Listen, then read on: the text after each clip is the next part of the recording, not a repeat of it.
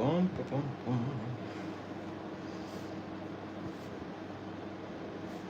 Man, we got no good movies. What is up, if anybody's in here? Today's topic is, what is your favorite E.D.C and why? And have you seen any good movies lately? I need something new to watch. Also thinking of picking up a new E.D.C. So, if you carry a firearm legally every day, what is it? And do you like it? And why would you recommend it? Right now I'm leaning towards the Springfield Hellcat Pro or the Glock 42, the new one. But, I mean, I already have 2 Glocks, so I don't know what I'm leaning towards. If you carry something, what is it, and why do you carry that specific one? Or if you just have plain recommendations.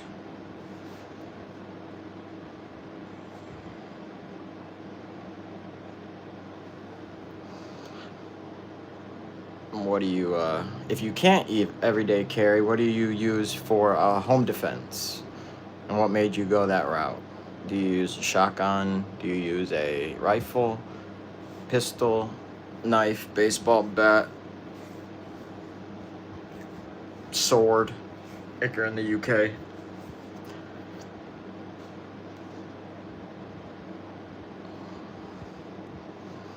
You know, do you have any thoughts about shotgun versus rifle for home defense? Which one is superior? Best cartridge for indoor home defense? Would be another opinion I'd like to hear.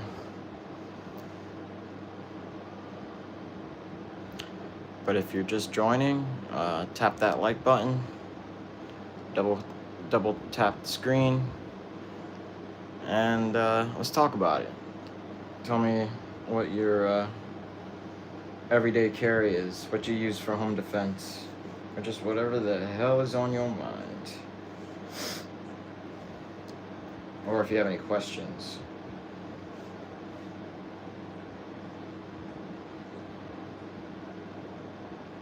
Questions or comments would be great. Right now, the only thing I'm using for home defense is the Glock.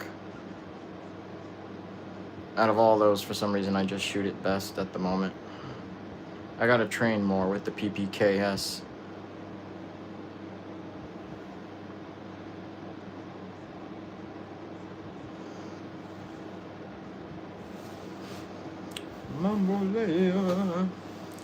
I definitely have to train more with the PPK. It's snappy, but it's so accurate. If you do your part, that gun makes you look amazing at shooting. For a small 380 ACP, you know, it's a little on the heavier side when you compare it to your Ruger LCPs and Keltec P3s. But I think the heft helps with the snap of the 380 ACP cartridge. Not so much the target rounds, but the defensive rounds that have a little bit extra oomph make the Walther PPKS just a tad bit snappy. Almost like a 40 Smith & Wesson feeling. If I had a nice enough holster, hell, in the winter, I'd carry that Smith & Wesson. It's just so pretty. And not bad condition considering it was made in 1979. Came with the original box, paperwork, cleaning kit, warranty card, everything from 1979. And then the one behind it is a Springfield 1911 GI. Only thing I did to it was send it to the Springfield custom shop and have them put 3-dot sights on it that are a little higher than your standard GI sights, which they did.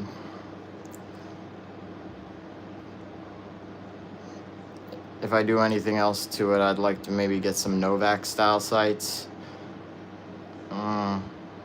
Maybe some Packmeyer grips, and perhaps even a bobbed hammer, the hammer from the more compact 1911. Wow, the name is escaping me. Officers models, the smallest. What's in the middle? You got your 1911 full size, 5-inch government, and then you have your, and then after that is the officers. So what's in the middle? Can't believe that escapes my mind. Colt 1911. Oh my god, I must be tired today. Just got off of a 8-hour shift, and I worked a double yesterday. Why is that name not? Springfield 1911 officers, or the whatever the second to 5, next to the 5-inch government. Damn it! Now I gotta look it up. 1911 models, sizes. Commander, is it? Okay, so you have your standard. Oh, yep, Commander it is. Commander size 1911.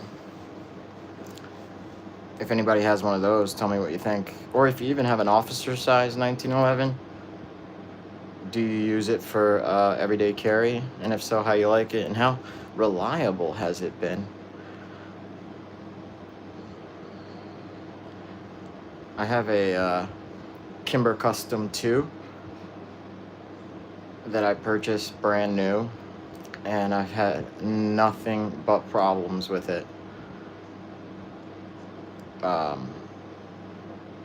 Which is a shame, because I've always wanted a Kimber, and after getting it, I knew, or was told by them, that the gun needs a 400 to 500 round break-in period, and I had close to 1,000 rounds to 1,200 rounds in the span of a month.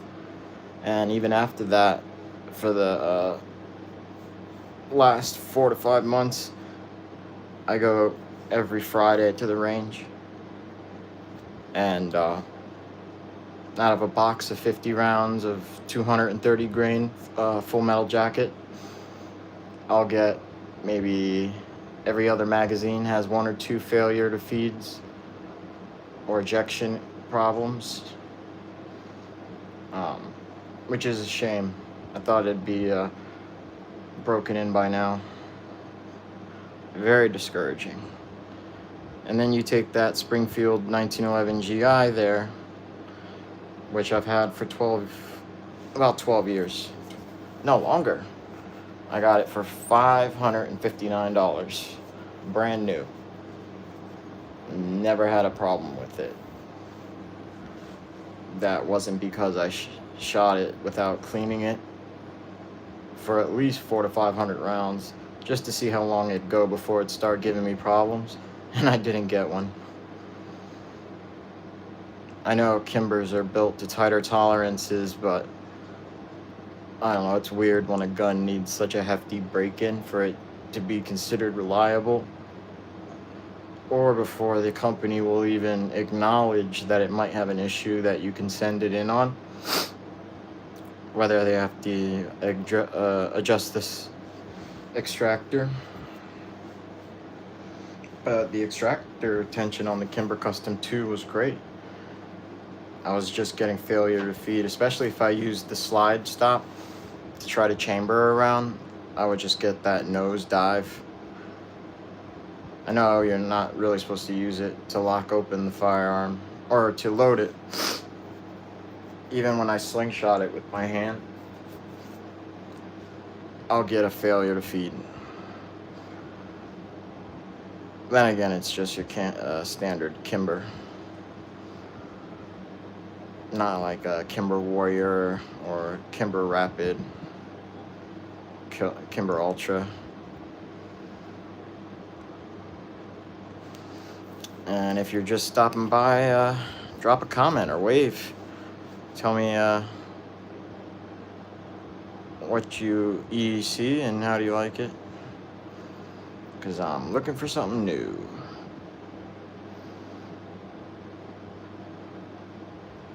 Man, this live, the numbers jump crazy high and then go way down.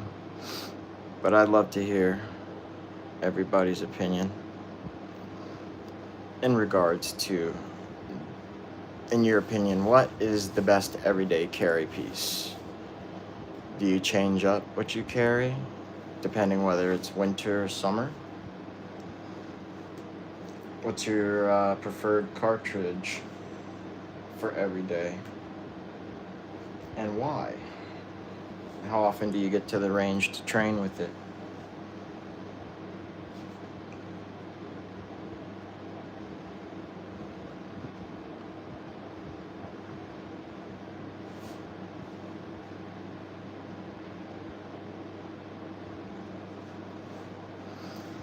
Tell me what you think.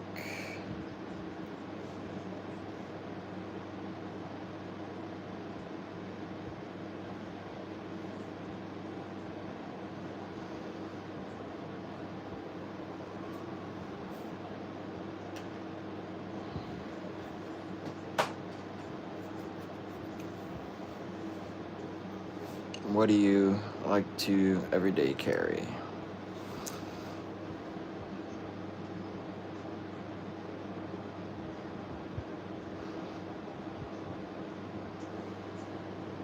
Ooh, here's a good one. What is your dream firearm? If you could have it tomorrow, has to be legal in your state or country, what would you go with? What would you pick? Me, I've always wanted a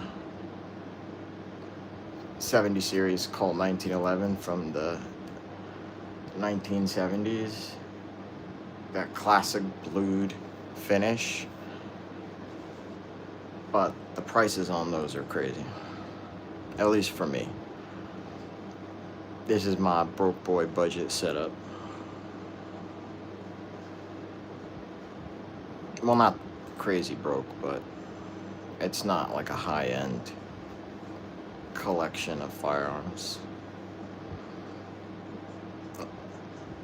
I have two of the same gun. One is a second generation Glock 19 and the other is a third generation Glock 19. I like the second generation better. No finger grooves, and I don't know what that finish is called on it, but it's not as slick as the other Glock. G3 stock? Which one you talking about? Like an HK G3? Because I don't have one of those. I wish I did. If you're talking about the rifle that's behind the Shockwave, that's Mini 14.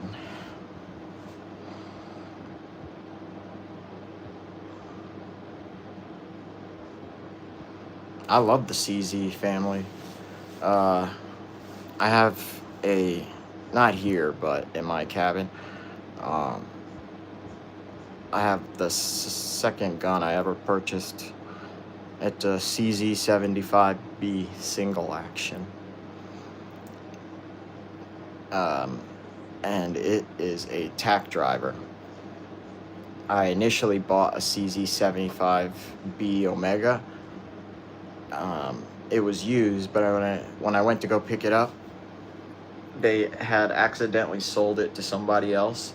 So as an apology, they said, pick out a new CZ and we'll cover the difference, which is awesome for a store.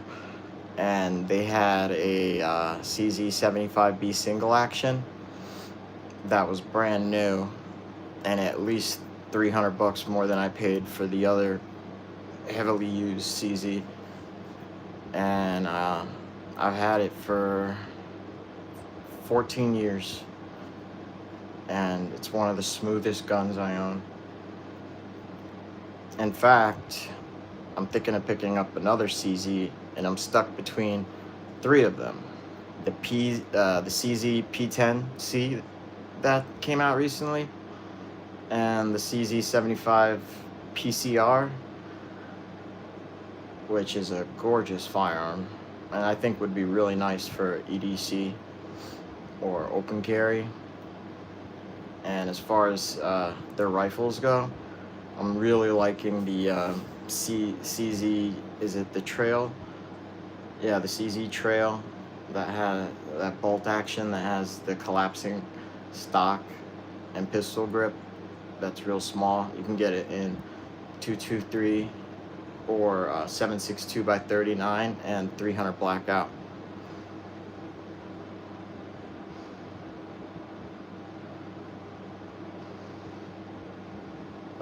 The one, like the last pistol on the table, is a Colt 1911 that's completely broken down, because that's how I received it. It's it belonged to somebody that served in World War II, and I guess when they brought it back from Japan, they broke it down completely with the plan to paint it or customize it, is my thought. But they put it in a box and never touched it again, and it was inside of a garage.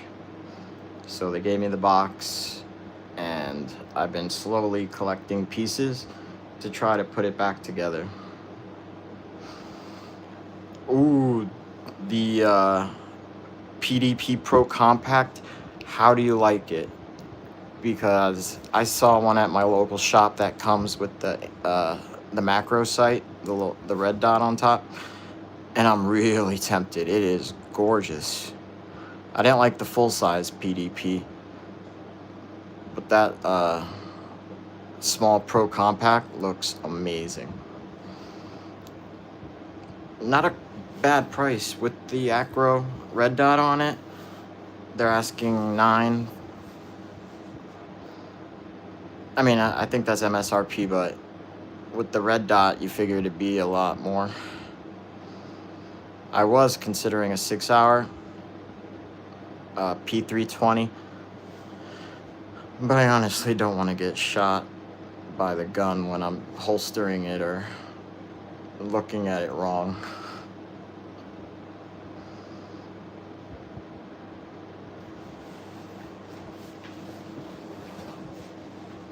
So whatever you carry. Hi, what's the how do you like your PDP Pro Compact? Is it reliable?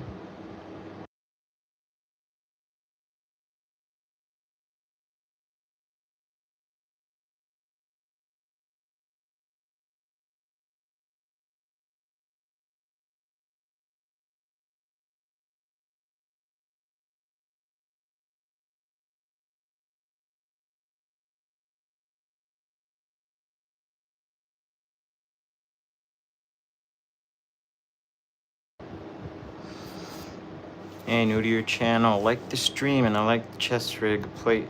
Can't tell too well. What brand is it? I'll show ya. And thanks for coming by. If you'd like the stream, I'd appreciate it. That chest rig is not expensive at all. I got it on Amazon. I've had it for 4 years, and I've taken 3 classes with it. 2 at the 6-hour academy and a local class. And I bought it because the other one I had, the strap broke. So I got this last minute, and it's been amazing for the price. I actually just ordered a new one in black. So let me find the exact number, and I'll tell ya. And if I can't find it, I'll take the camera up to it because it has a tag on it.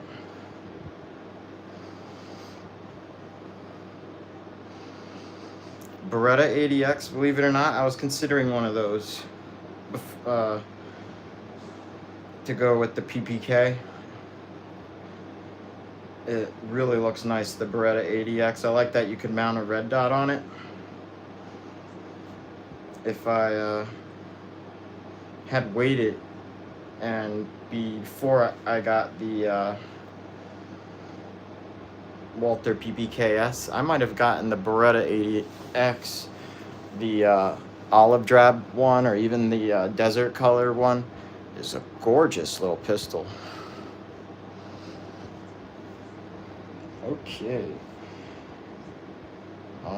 As far as my chest rig goes, stand by. I have it here. Okay, it is, if you go to Amazon, it's the Ace Tac SOP Tactical Chest Rig. I'll say it again if you need a second to write it down. The brand is Ace Tac, and it's the Ace Tac SOP Tactical Chest Rig. And they have it in a bunch of different colors. It's $85. I have the Ranger green color, and I ordered another one just because of how nice it's been.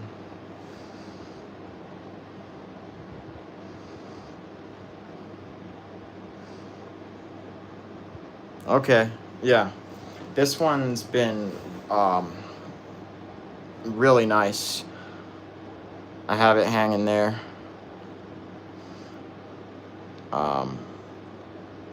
And it's been great. That Rat 3 Ontario Systems Rat 3 knife there, I mount on the rig, and taking it on and off at least 50 times, and there's no wear or tear on the strap. I even got pulled by the strap in a class where they like simulate that you've been hit, and whoever you're with has to drag you, and it has a little strap at the top that goes around your head, not your head, your neck, and it sticks out far enough for somebody to use it as a handle. And I got dragged across this whole court with that thing on, and I was expecting it to break or rip because I only paid $85 for it, but nothing. And I took that class twice, so I got dragged twice, and it still held up. And it's a slightly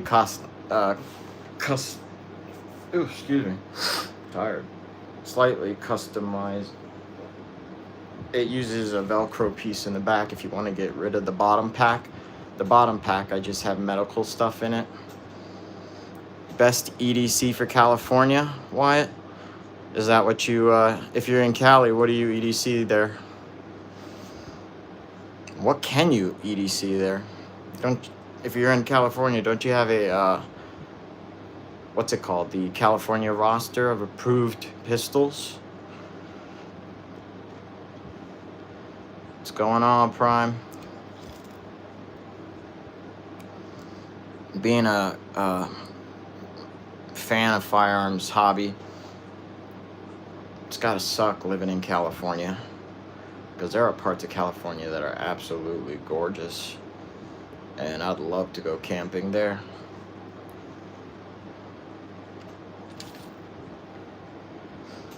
Especially with some of the lakes I've seen in California. But if you live in California, what do you E.D.C?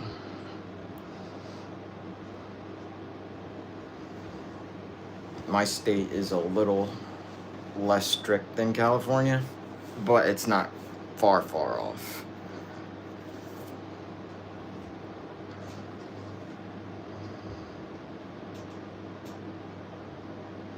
And if you're just coming in, give that screen a double tap. See what I did there? Double tap the screen.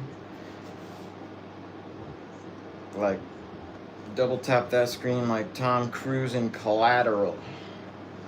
Yo, homie, that my briefcase?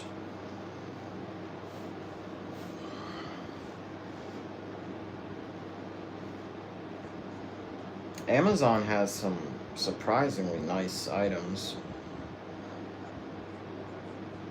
If you want a really nice holster, if you have a Walther PPK or a pistol of similar size, the max carry paddle leather outside the waistband holster uh, is on sale for $39.99, and that is a really nice holster for the price. I have it and have been using it.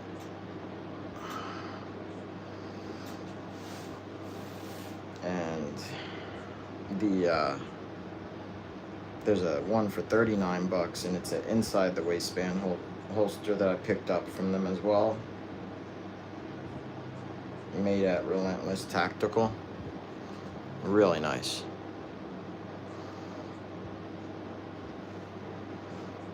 Usually I try to get my stuff from like Midway USA, but Amazon just be killing it with the options. Shoot, but just like you liked that chest rig. And I've got the one I had before that was the Krydex Micro chest rig,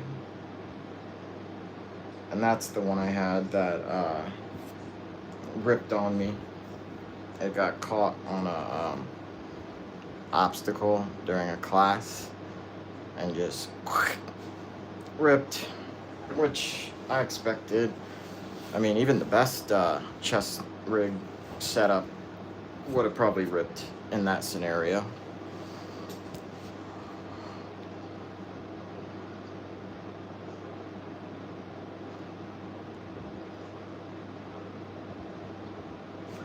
The Helicon text, let me look that up out of curiosity so I can add it to the list of what I'd like to try. I'm always looking for advice on new gear.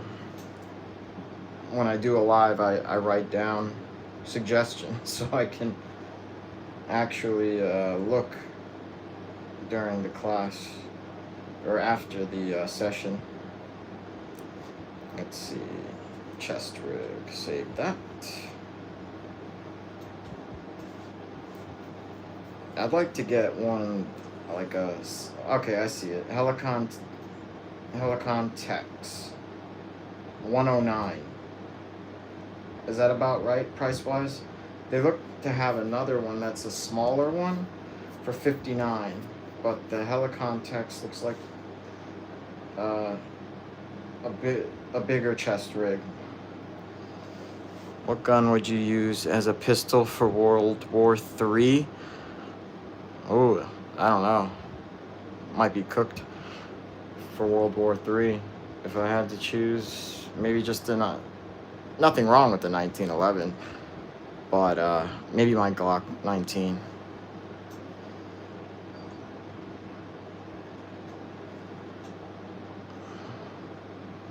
How you doing, Con? Yes, I have two 1911s.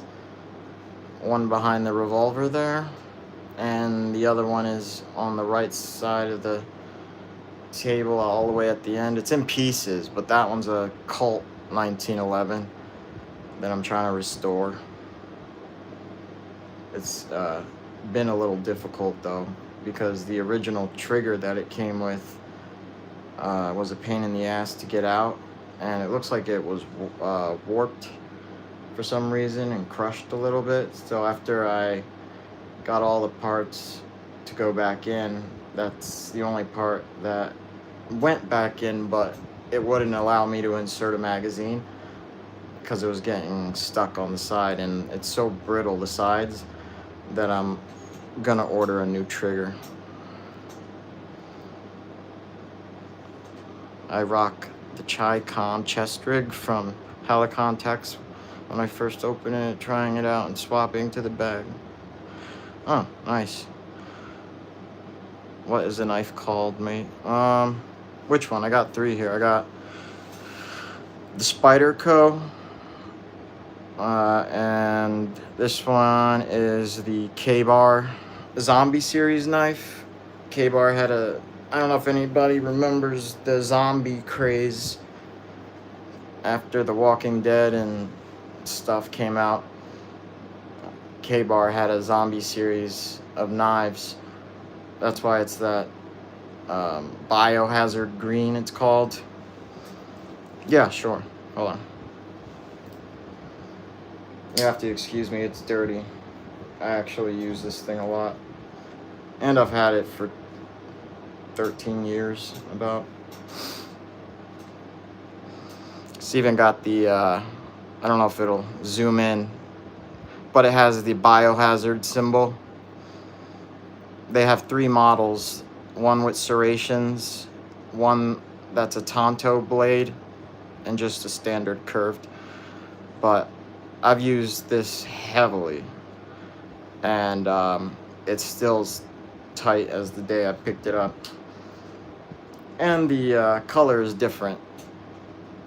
I actually think it's pretty cool, especially with the biohazard symbol on it. How you doing, Buster? Yes, that is my Walther PPKS, one of the newer production ones, made in Smith, Arkansas.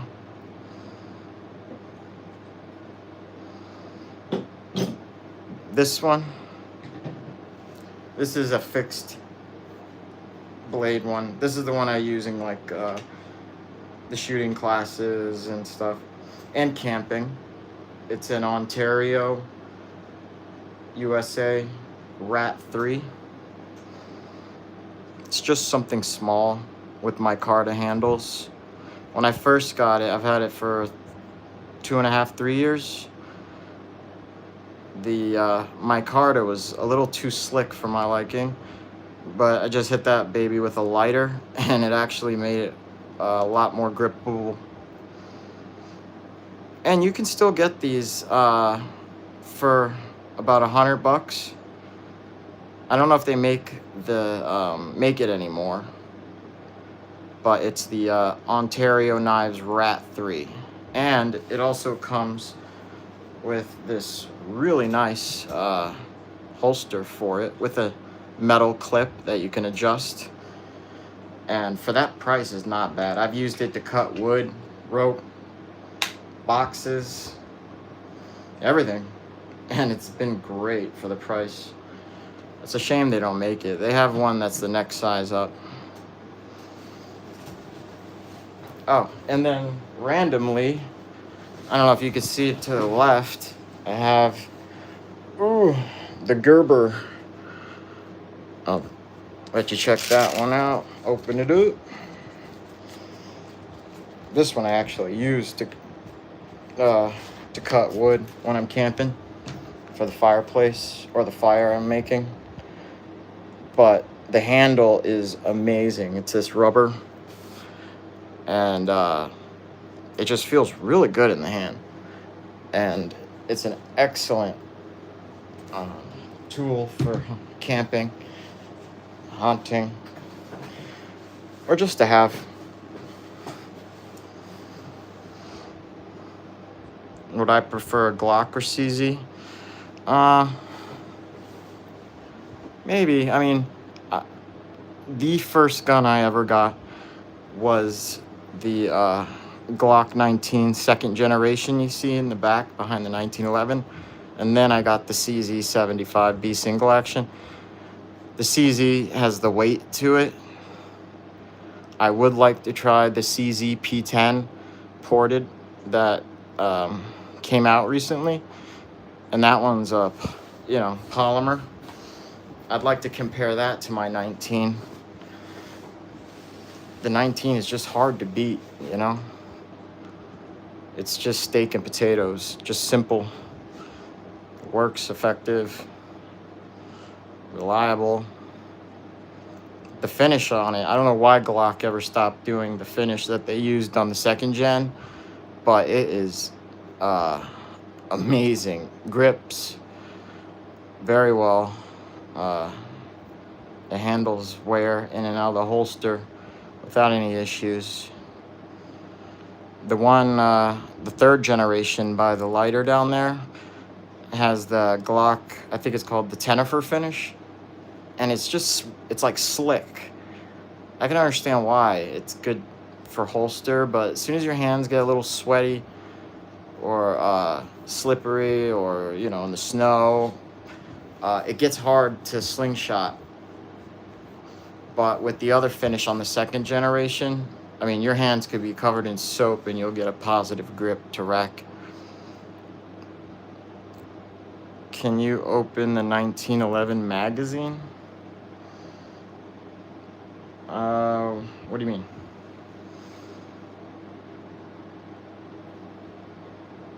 Oh, about it getting stuck when I put the magazine in? Well, it's getting stuck because it's hitting the original trigger, and the original trigger, the metal on it is so brittle that it snapped. Bring up that rug in the back. Oh, the rig. Okay, hold on. I'll walk over to the rig so you can check it out.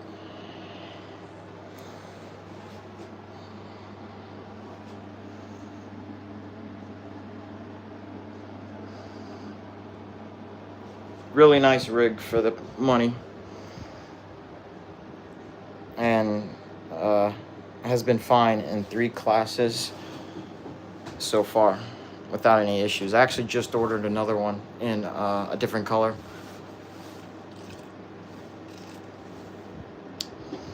I don't know if I never heard of the company.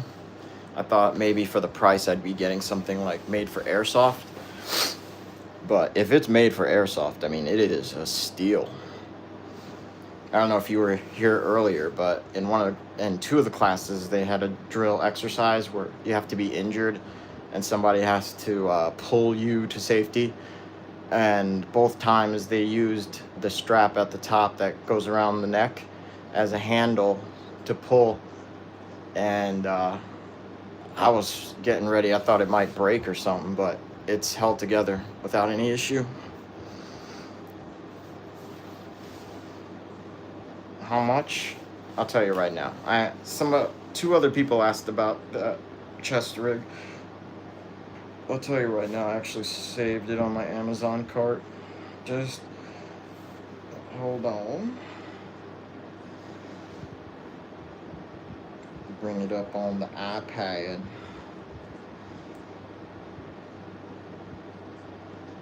They have different colors too.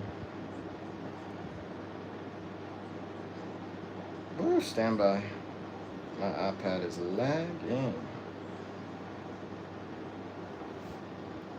But it was $79.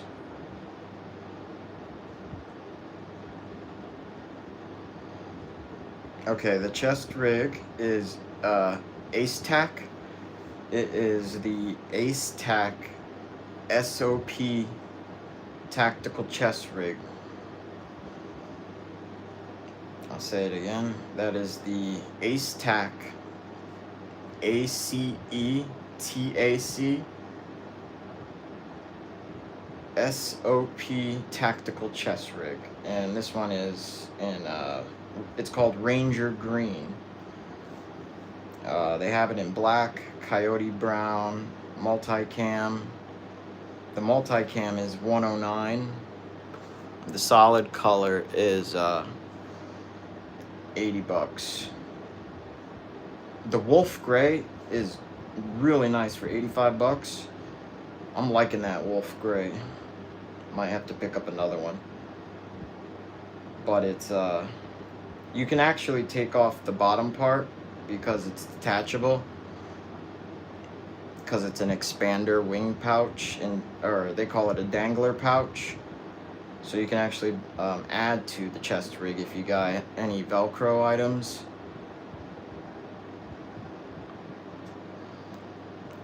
Can I rack the 1911? Actually, Con, I actually can't in a live because you can't handle firearms in YouTube Live or you get the ban.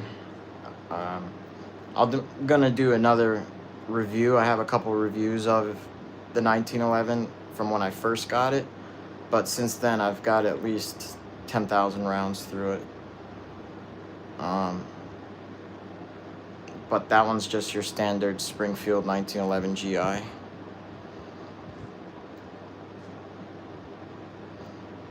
Yo, Haynes, how's it going, bro? Yeah, that is a Smith & Wesson Model 66 No Dash. That one's made in 1979. I got it about 14 years ago, and came with the original box with the original paperwork, original cleaning kit. I don't think it was even fired. It is the Combat Magnum factory stock. It comes with the Packmeyer grips, but I guess the original owner had also bought those presentation grips from Smith & Wesson, and they just look great on the gun. The original Combat Magnum grips are amazing, like grip wise, but you can't beat that wood grip. Just looks awesome. Yes, it is a K-frame. What do I do for a living? Network security.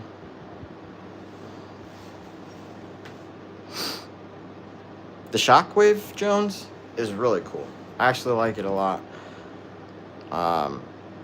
Unfortunately, the ranges near here don't allow you to shoot the Shockwave. I blame it on guys that bring their girlfriends shooting for the first time and think it's funny to put that in her hand for the very first gun she shoots, and she ends up shooting the ceiling or dropping it. So they just said no more Shockwaves. I actually like the new 930, the semi-auto shotgun, not the pump. I think it's called the Mossberg just came out with it. It is the, I'll tell you right now, because I was thinking about picking it up.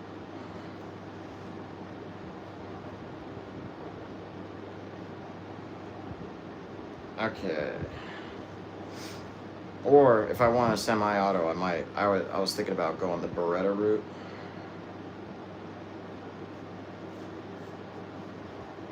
The Beretta semi-auto shotgun is really nice. I don't think it's the Mossberg 930 SPX. New from Mossberg. That's what we want.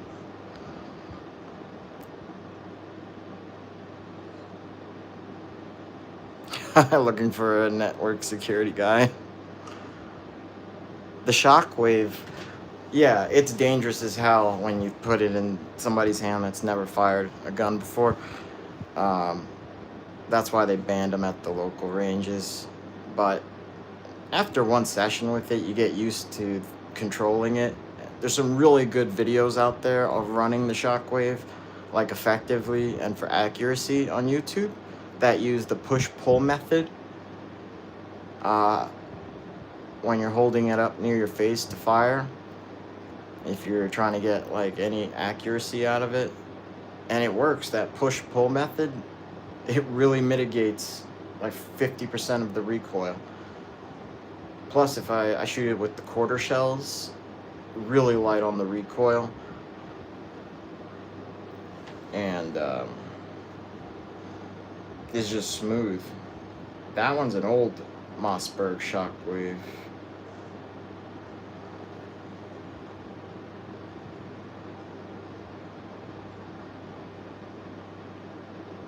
How do you control recoil on any shotgun? I guess like you would just tuck it into the shoulder. I mean, that's what I do before I saw that guy talking about this push-pull method. It's gonna bother me till I find out the name of this new Mossberg. The 590M is really nice too.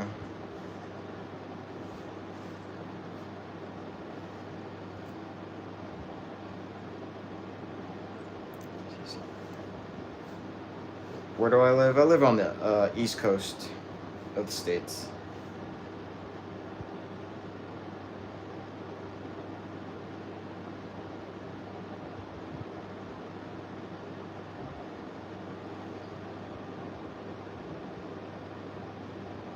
The quarter shells are actually pretty effective.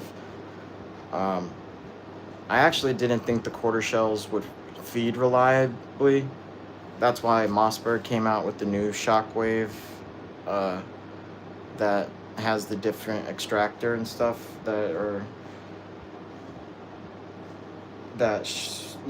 it feeds those quarter shells real smooth. But it ran with the Fiocchi half shells without a problem.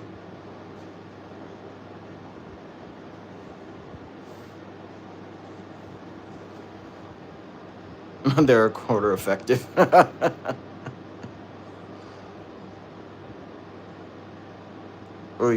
What do you mean there, Reed? Is my Glock PY2A? I don't understand the acronym.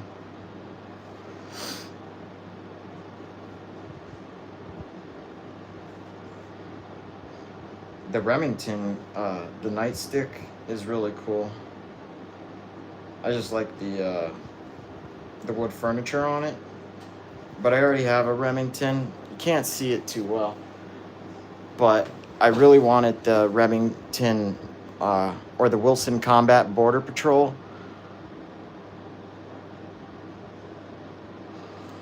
And the Border Patrol is expensive, the Remington one.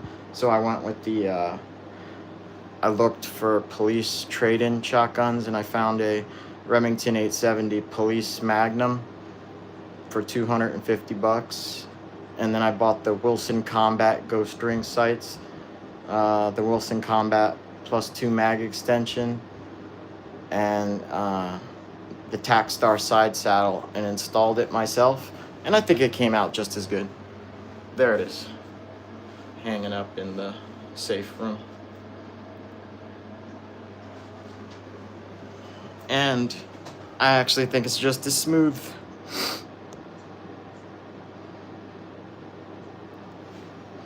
Oh yeah, I got the tack there. The Mini 14, I love the Mini 14. I have, I have two other ARs. I got an old original Bushmaster XM15 E2S. I did like a little GWAT build. Got the Knights Armament RAS on it. The Knights Armament sights, EOTech 512, SOP mod, B5 SOP mod stock. And I have a Springfield St. Victor. But the Mini 14, I don't know, it's just something about it. Hearing that thing rack, it sounds like an M14, even though it's a Mini 14. I got the tactical because it comes with just a little shorter of a barrel than the Ranch model. Plus, the tactical has the flash hider, as the Ranch doesn't.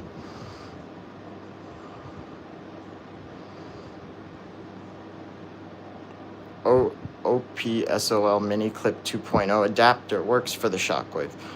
Stand by, gonna have to save that info for the research after the live. OPSOL Mini Clip 2.0 adapter. It is an older, no, I'm sorry, excuse me. It is a newer Mini 14. I only have about 400 rounds through it. I got that one last year, but it's been amazing so far. I was considering ordering the wood stock with the underfolder. It's kind of pricey. I think it's like $250 for the underfolder, but the Mini 14 with the wood on it and the underfolder, oof, get you that nice A-team look.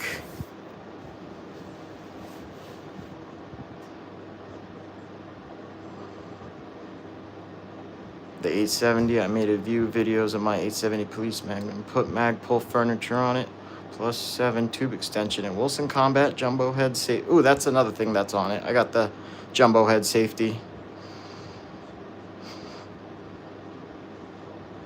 I've been doing a series to see how cheap I can build clone rifles. I finished the Mark 18 Motto, M4A1, M16A4, working on the Mark 18 mod. Oh, nice.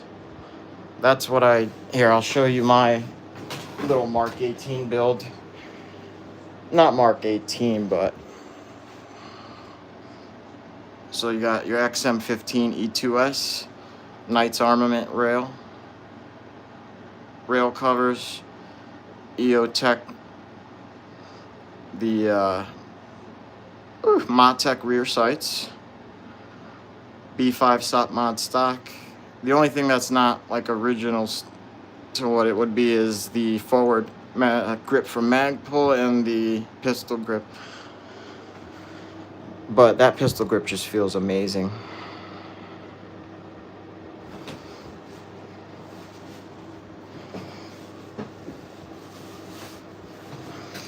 Yeah, I'm right with you, Marquez. But I've been shooting and collecting firearms for, I've been shooting since 18. I'm 35 now, just turned 35. I have had so many different pistols, and now my collection has shrunk to things I just really like and have been reliable and effective.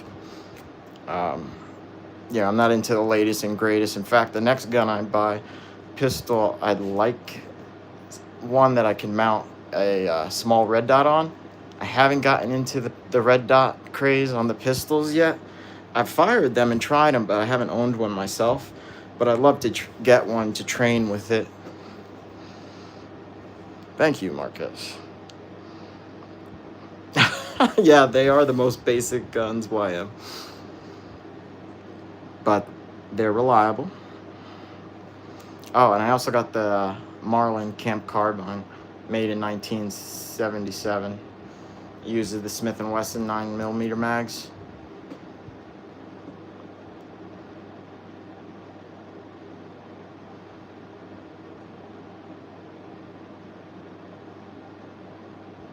Let me tell you, the Knights Armament rail I got when I got that rifle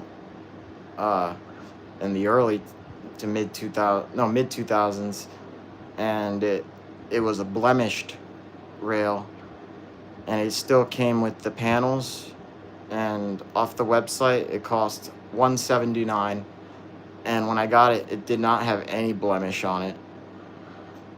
I don't know what they're worth now, like the genuine Knights Armament rails.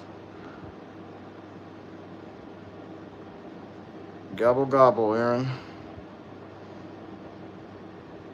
That's what I hear about the pistol red dots, that there's a learning curve.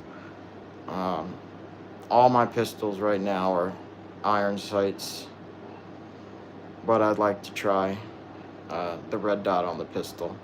I was thinking of changing it up, getting like a FN 509C.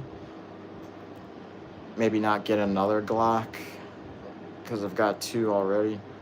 Nothing wrong with Glock, but just to change things. I've heard good things about the FN 509. Especially the 509C that comes in that tan color. Or even the Shadow Systems, the MR920. The compact one looks real nice. Shout out to Sure Shot Tony. All right, let me save that. Nice, chunky operator. You have the Knights Armament rail. What do they go for? Like, are they that hard to find? Red dots on pistols are really cool. Definitely an adjustment, but they are easier to shoot more accurately when you get it figured out. Yep, that's what I've heard. Anybody that has one, do you recommend a certain red dot compared to others? Are there any budget red dots that actually work? Oh, the Beretta. Like an idiot, I bought a Beretta M9 and sold it, and I wish I kept it. So if I get another one, I might go with the the M9A1, the one that has the rail and stuff. But my new rule is, after I lost my prize guns that I sold, is now I just buy once, cry once. I buy it, keep it, no matter what. Ain't gonna sell it, because you sell it, you always end up regretting it. Hundreds of dollars for the rail system alone. Really? Shit. I have some older furniture too that I hear is popular. If you have, I have the Remington 870 Police Magnum. I have original, brand new in the box. The Speed Feed pistol grip with the Speed Feed. What's it called? The forend. I like the Speed Feed, but they don't make those anymore. And I have the Surefire F18 shotgun light that is like from the 90s.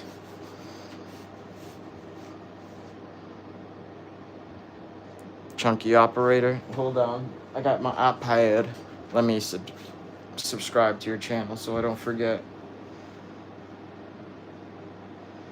Chunky operator.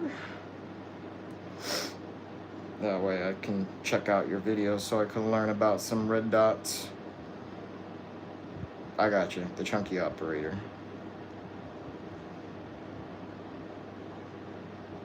Make sure I save this channel so I can check it out. Damn, man, look at you. Close to 5,000 subscribers. Man, how do you like that T-Sauce 1911 DS Duty?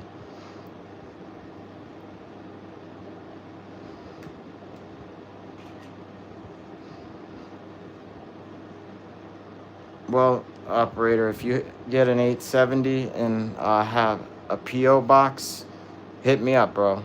You can have the extra set of Speed Feed stocks and 4M that I have. I have 2 sets. I got them both in the box at a gun store that was having a closeout sale. And I got both the stocks, 2 stocks, 2 4Ns, have all the springs so you can load the rounds into the stock with the Speed Feed butt pad. $40, $20 a pop.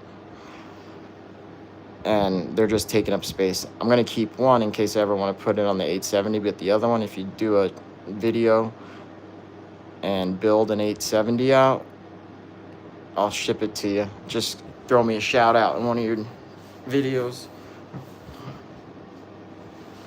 Bro got the Diddy Glock.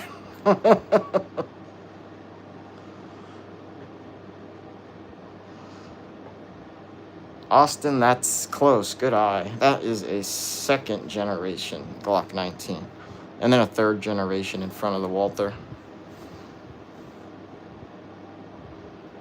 Yeah, I have Insta. Operator, I'll send you a DM when I'm done on live with my Insta and info if you end up doing an 870 build.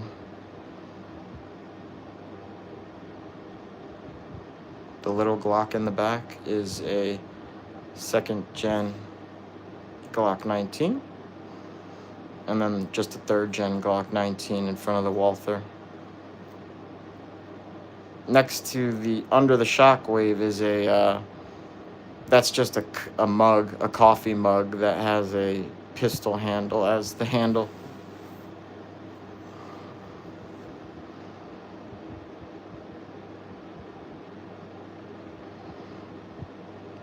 Well, Gibbon, I will do, I'll zoom in on it. I can't grab it because it's against the rules for live. There's your PPK, or excuse me, PPKS compared to Glock 19.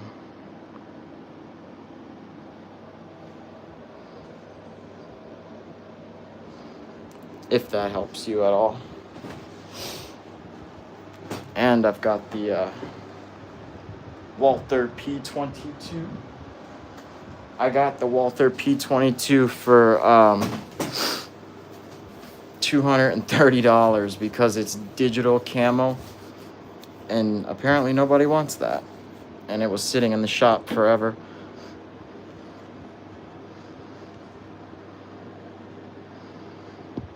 Yeah, the Walther's a little bit of a chunky boy.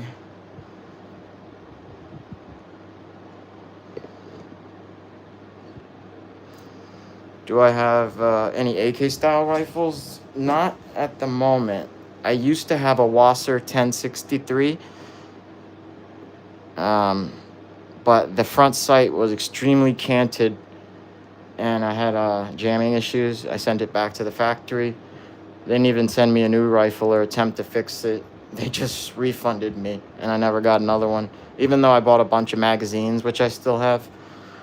If the opportunity comes back around to buy another AK style rifle, I think I might go Arsenal this time.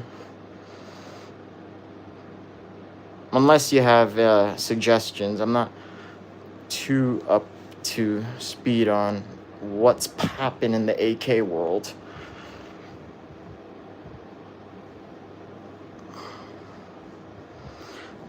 How you doing, Rodriguez?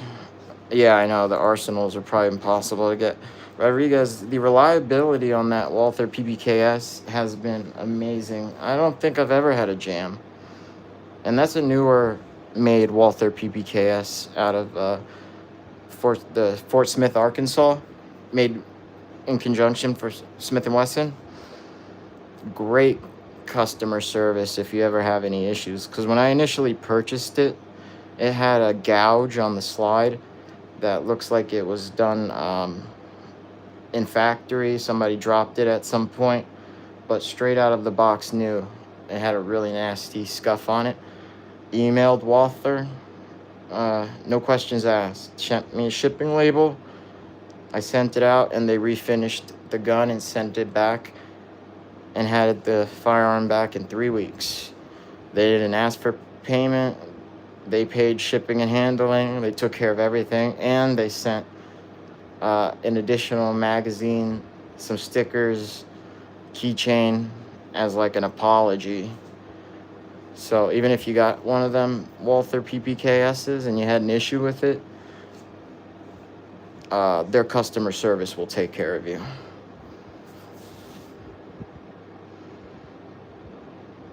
Well, as far as the AKs go, how about like what's the popular one that's produced here? Red Army? Or, I mean, if I could find a nice Stava, but again, there's another rare one, or hard to get. My buddy had one that had a thicker receiver and stuff compared to my Wasser 1063, and that thing shot like a champ. Yes, I have looked at the AREX pistols. Guns.com actually has a few on sale, and I was considering one of the AREX's compacts. What's my favorite? Out of everything I have, I really enjoy my second gen Glock 19, and then that Smith & Wesson 63, the 357 there, probably my fave. Yeah, Zastava. His was heavier. The wood was thicker on the rifle, and it didn't have a canted sight like my Wasser 1063 had. If I had gotten that, I'd still have the Zastava. Where do I shoot? Local ranges and private property owned by relatives and stuff. You bought a Zero compact? I have to look into that one. But the prices on those AREX are really nice.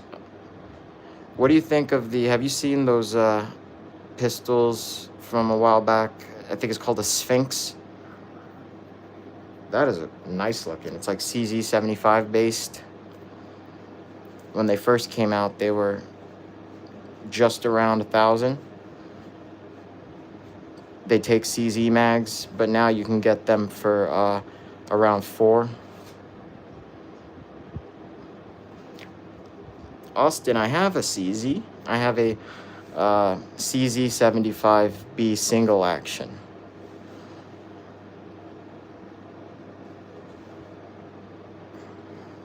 I do like the CZ P10C though. That new comped model that came out. I'm actually going tomorrow, thinking of picking up something new. Right now, I got 3 that I'm eyeing. I got the Walther PDP Pro Compact, the CZ75 Shadow Compact, and Wild Card, something new or something used that catches my eye. Just something that I could put a red dot on so I could train with it. It seems like red dots on pistols are here to stay. Oh, and I'm also looking at a FN 509C. That's nuts, Austin. That thing must shoot. That must be a fast shooter. I know the CZ. I'd really also want their rifle that they stopped making, the CZ Trail in 500 blackout. Not 500. Is it 500 blackout? 300 blackout or 7.62 by 39. Yeah, the 600 Trail.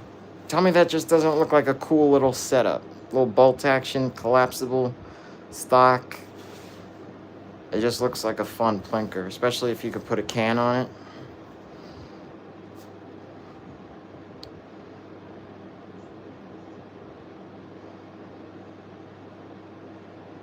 One thing I don't like about red dots on pistols that I've been reading a lot of people having issues with high round count and the plates that hold the red dot on the pistol staying put, even with the best solvent and stuff, after you're having to retighten after 500 rounds or so, or it just breaks, concerns me a little bit.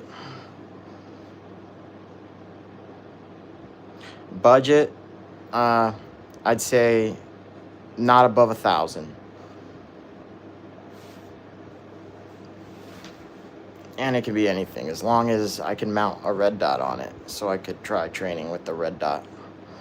That's why I'm so fascinated by the PDP Pro Compact. The Glock plates, FCD and A&R Designs make some good plates. Oh, okay. It seems like the last time I went to the gun store, they have the 5th generation Glock 19 with the acro sight that comes with it. And the guy was telling me he bought that, and he's got close to 1,000 rounds through it, and he keeps having issues with the plate coming off. But Glock told him to make the right screw a little shorter than the left, and he hasn't had an issue since then. And if that fixed it, why didn't Glock just do that from Jump Street, Car PM 40-5. Dude, I had a car CW9. What a piece of shit.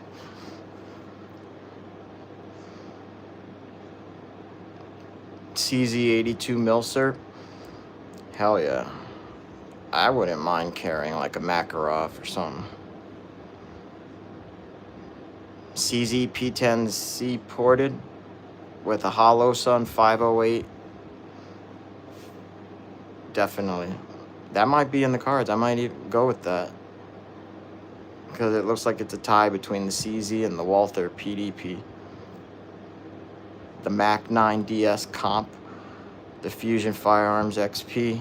Let me save that to look up. What else?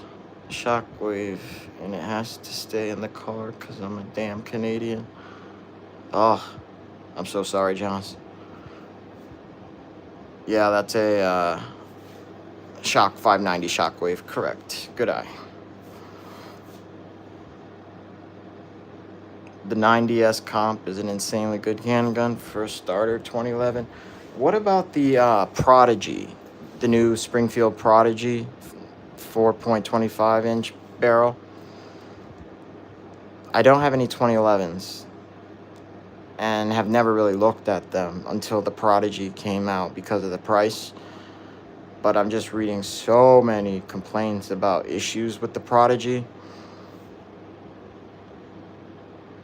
Uh, Nothing wrong with the third gen Glock 19. I like it.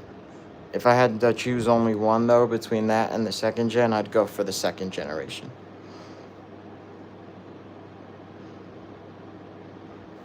Yeah, the Springfield Prodigy looks nice.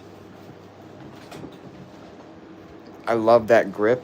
I held the full-size one at a shop, but I didn't get to try the 4.25 inch barrel and slide.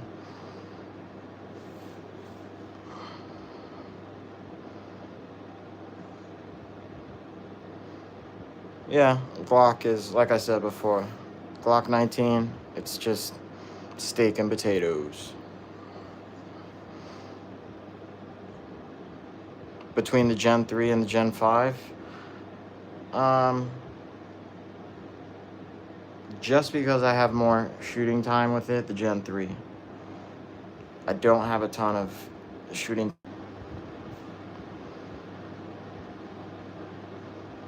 Yeah.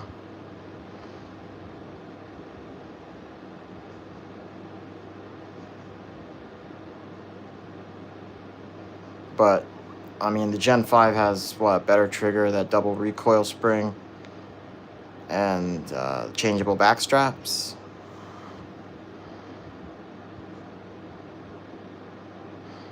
Facts, chunky operator. Facts. It's boring as hell, but it's like a Volvo. It'll get you where you're going, but it's not going to win any beauty contests. You know, it's just boring in the sense that it's like the most popular handgun in the States. It's like buying a stapler. It's always going to work. You just got to keep it loaded.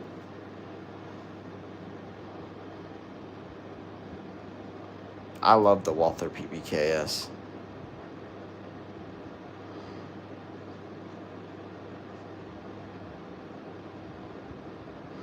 Yeah, I think I could be wrong, but isn't the third gen Glock 19 on the California roster? What kind of rifles do I have? I've got two ARs, and I've got a Mini 14 Marlin Camp Carbine, a Beretta CX4 Storm, and a Marlin lever action in 30-30.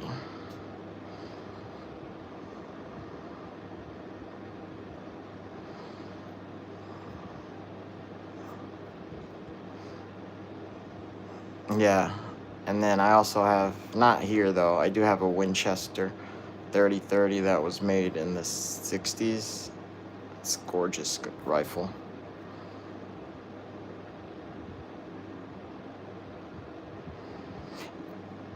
No, it's an old Marlin from the 70s.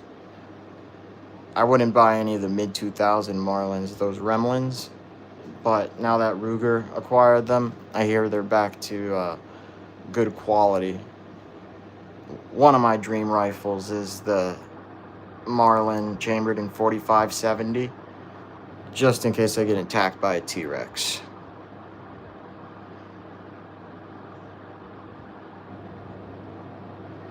Oh yeah, that is a good point, Austin. The Glock 19 is like Legos. You can put anything you want on it, and there's such a wide aftermarket for it. You could buy a stock Glock 19 and you could change 90% of it to fit exactly your needs. Or shit, even customize it yourself. Remember when people were doing their own stippling with soldering irons? That was a praise. a phase.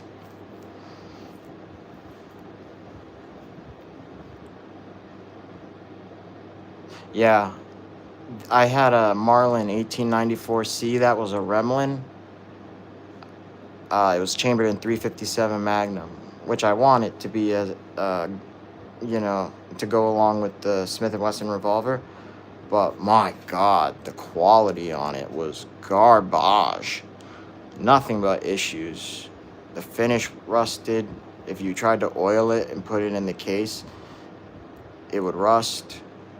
The lever action part would just, after 100 rounds straight shooting, would loosen up. Even when you tightened it and then put Loctite on it, it would just rattle itself loose. The gun didn't inspire confidence. 2011s are like strippers.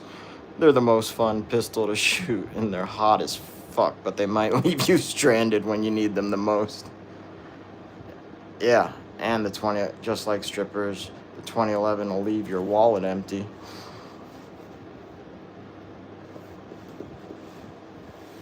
How you doing, Laos?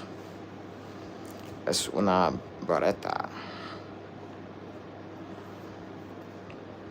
I don't know. What about the staccato? Is that what the Prodigy is like? Kind of its competition, even though it's like $600 cheaper.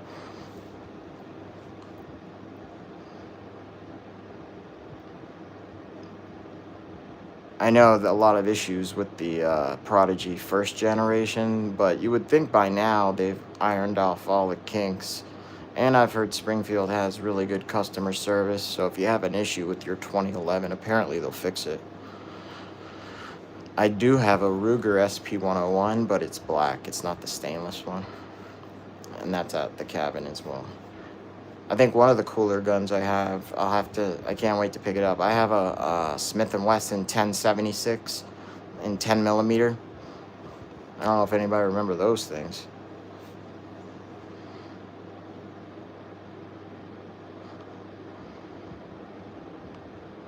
Yeah, I wanted a P320 until they started murdering people.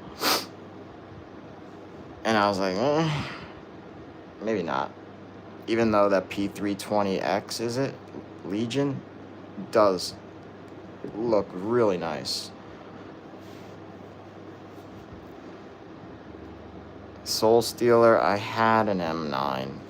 I got it to go along with my CX4 Storm. But like an idiot, I sold it.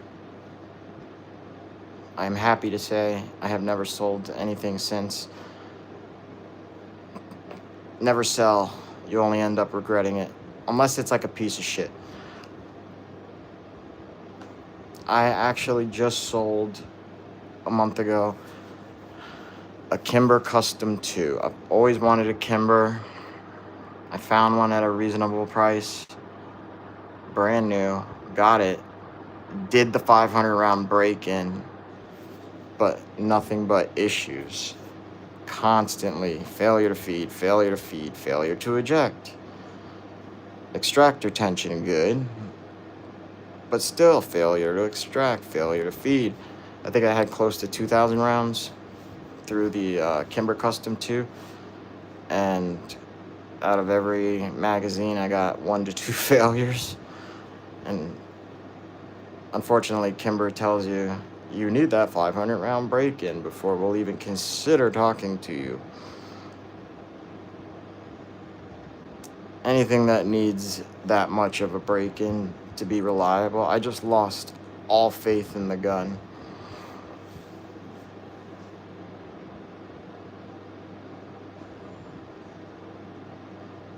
The DH3 and was not impressed. Oh, really? PTX, there's two 1911s on there. The one behind the revolver is a plain Jane Springfield 1911 GI. I've had that one for over 10 years, and it rattles like hell, but I don't think I've ever had a jam. And that was considerably cheaper than the Kimber. And then the other one is an old really old Colt 1911 I'm trying to restore. Yeah, the revolver is 357, bro. The only gun I've ever sold was a weird rechambered Swiss Gear 11. Bought it for $100 at a gun show with no magazine. The magazines are almost twice I paid for the rifle.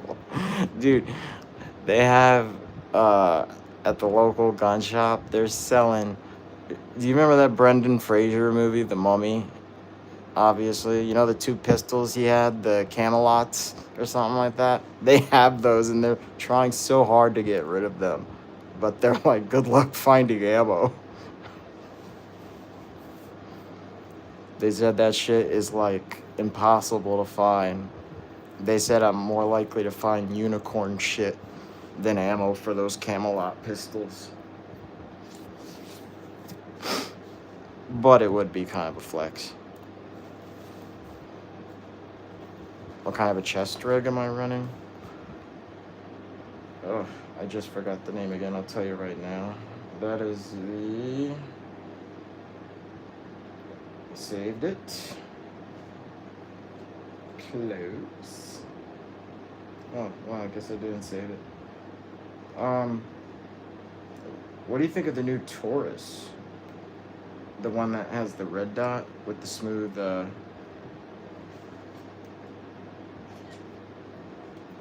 I'm getting the info for the, here it is. The chest rig is the SOP.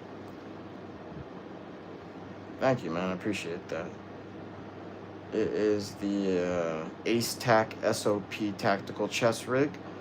So Ace Tac SOP tactical rig. It's on Amazon. It's like, as of now, it's for the, if you wanted the green one, it's $89. I actually just ordered another one because of how impressed I was with this one.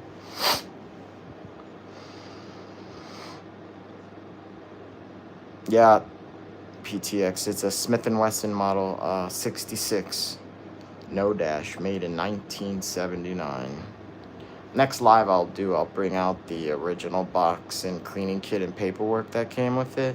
Or film a video and post it so you can see like the quality and craftsmanship that the old Smith & Wesson came with just in the box. It's like the box is like leather bound. It's like the freaking book from the Evil Dead series. It's like a Necronomicon. It's like just perfectly made with like thin leather on it. Yeah, exactly, Austin. And that at least mine, the SOP chest rig, I've used in a few classes, ones that require somebody to drag you to safety, and they used the hand strap around the neck to pull you, and it didn't rip. And after those two classes, I was like, wow, that's impressive for $90. So I ordered a different color one. Kind of wish I might cancel it and get the wolf gray color they have, because that is a mean color. Yeah, I love Glock. Milsurp, I agree. Milsurp is fine.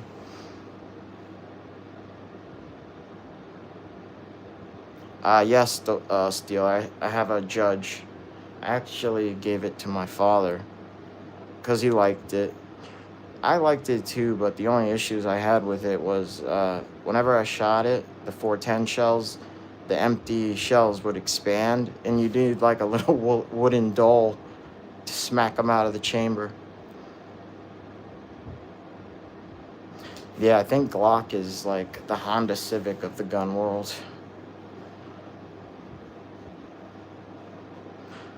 How you doing, Machida? The second generation Glock 19 there is Austrian military proof marked. The box it came in was like an armory box. It was weird to buy at a gun shop, but the price was too low to ignore. Yeah, I've run my chest rig for a couple 2 guns, but I started running the plate carrier with steel plates for training. In the event I need the plate carrier, I'd throw my ceramics in there though. Yeah, for sure. Uh, I mean, I might try one more style of chest rig, but this micro SOP is customizable. You can if you get that one, it comes with 3 what they call extension wings. So if you want, I only have 2 pistol holders, one on each side, but you can add up to 3, and then the bottom peels off the back if you don't want the flappy pouch there. I use the flat pouch for medical stuff and batteries, but you can peel that off if you just want like a micro chest rig.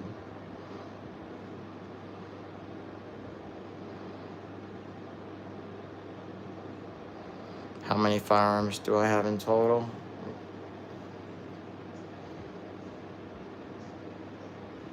About 15.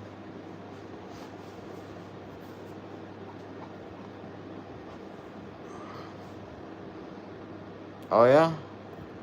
Yeah, I just use you can actually, that one I have the single AR mag holder, so I can only put 3 in there. But you can in fact add the back piece that allows you to hold 2 mags per slot on there, so you can have a total of 6. So it's just cool that you could add and detract depending on what you're doing.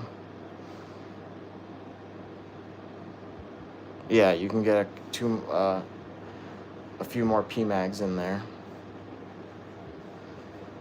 It'd also be a nice chest rig for I don't have it anymore. I had a PTR 91 and 308, and that thing weighed a ton, and it wasn't exactly the most fun thing to shoot. Yeah, PTX, I'm thinking of doing a video. You should subscribe. And I'm thinking of doing like going to the cabin, picking up all my stuff, coming back, and doing like a 2025 collection video update, so you can see everything that I have, what I sold, what I kept, what I'm gonna get. That'd be a fun video.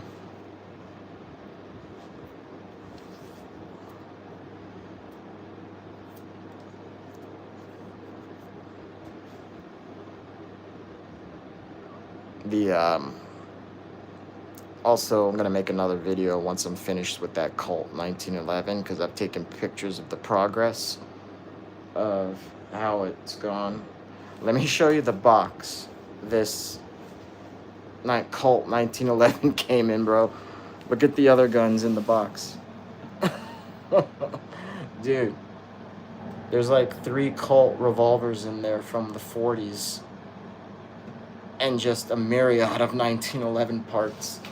I was able to get all of them out, micro cleaned, sanded and smoothed out, and have had the Colt back together. I'm just waiting on a new trigger, because this one, the magazines get stuck,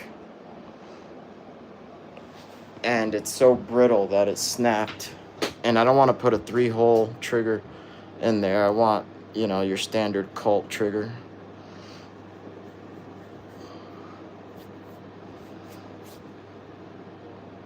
My Insta, I don't use Insta too often, if at all, but I'll message you. I'll send you a DM, Austin. If you have any YouTube content, I'll also subscribe to you. Same to you, PTX. If you do any filming, vlogging, or anything like that, I'll sub back. I don't do this for money or anything. This is literally just for fun.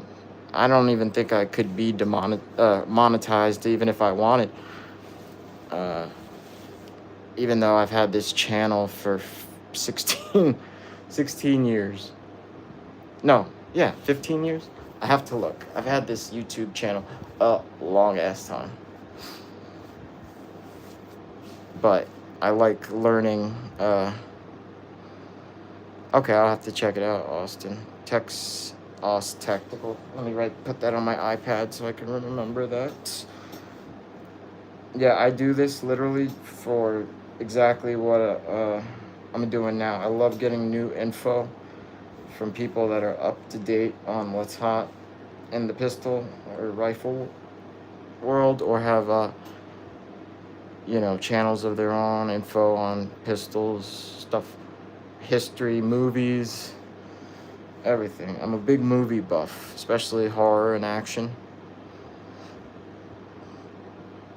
Speaking of horror, the new VHS comes out tomorrow. It's called VHS Halloween on Shudder. It looks awesome. I love the VHS series. Check them out if you've never seen. Just watch the first VHS horror movie. I guarantee you'll love it. Tex AUS Tactical. Cool. No cap. Got it. Bet.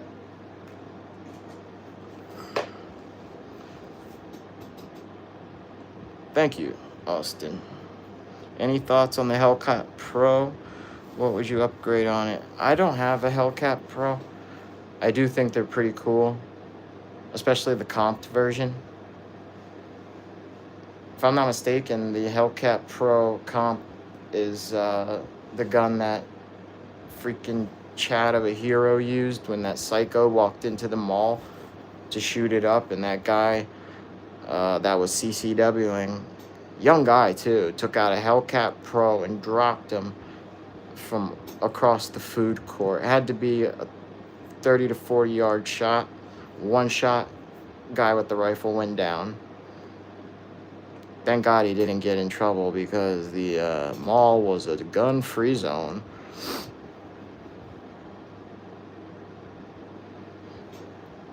But he used a Hellcat Pro. So if I was Springfield, I'd use the security footage from that as an ad. I think so. Elijah Dickens. Yes. That was a decent shot from across the food court. I don't even know if he steadied his hand or leaned against a pillar or something, or kneeled. But what a shot. Saved a lot of lives. Of course, the media didn't talk about it too much.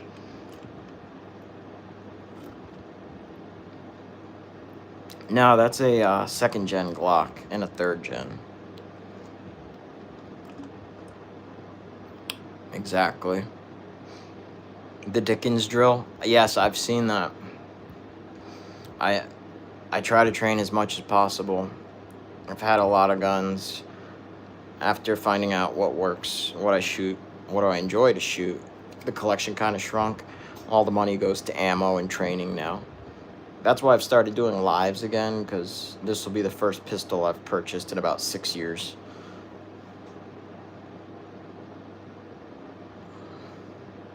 .357 Magnum, yeah, that is a Smith & Wesson 63, no dash. 10 rounds from 40 yards out, closing distance while guiding people away from the chaos. Wow. Oh, he used a Gen 4 Glock 19? Oh, okay, Austin. I didn't know that. Maybe I'm thinking of a different incident. Oh, yeah, the media won't show any positives when it comes to firearms.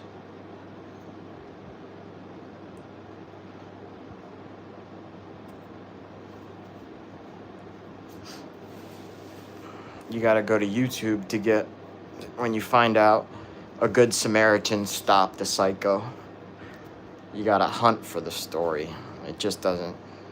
I don't think I've actually ever seen a news story about a good guy with a gun stopping a bad guy with a gun.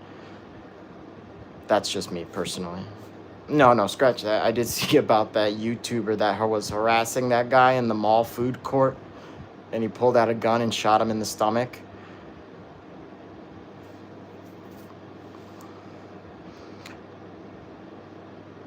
Those PMags, they go to, I'll show you. I'll get up and show you. They go to a XM15 E2S. That's my GWAT build. I have the Knight's Armament 4-end for it. I just prefer the Magpul.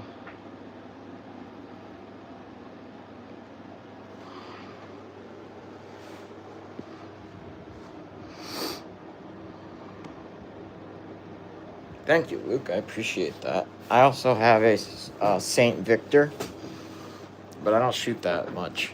The Saint Victor. That Bushmaster has at least 10,000 rounds through it. I've taken it through a bunch of courses. Only thing I've ever done is change the springs and put in a Knight's drop-in trigger. That's it. It's just a workhorse. Workhorse of a rifle. That thing is amazing. I wish I had some place I can shoot to do long range shooting, because I'd throw a little bipod on that St. Victor and a glass and see what I can do. Otherwise, I wouldn't mind getting like a Remington 700 and practice some bench shooting.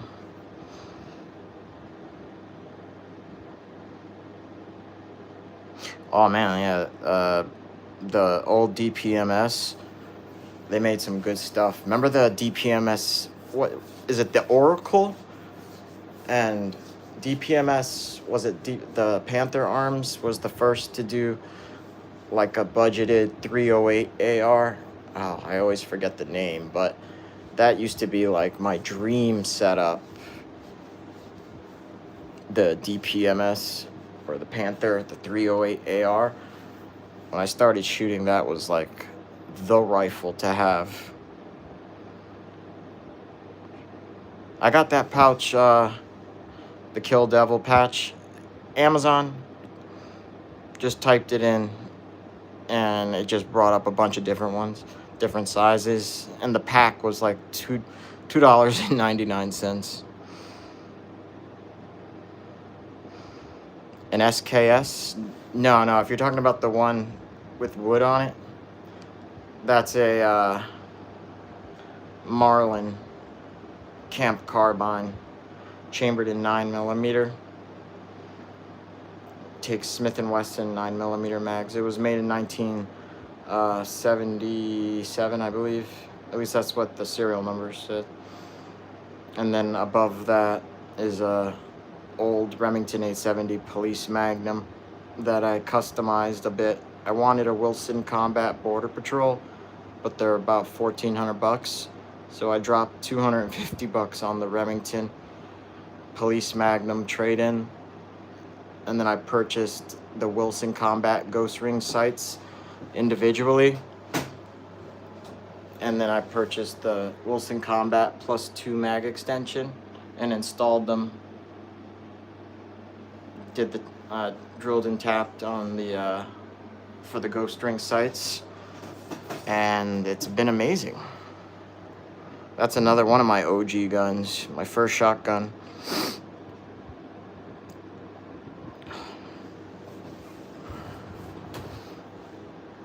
Were you ever armed forces? Nope, Big Fin.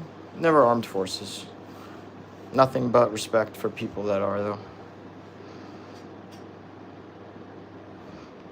Guns blazing. I love the PPKS. That's at the moment, it's my primary E.D.C.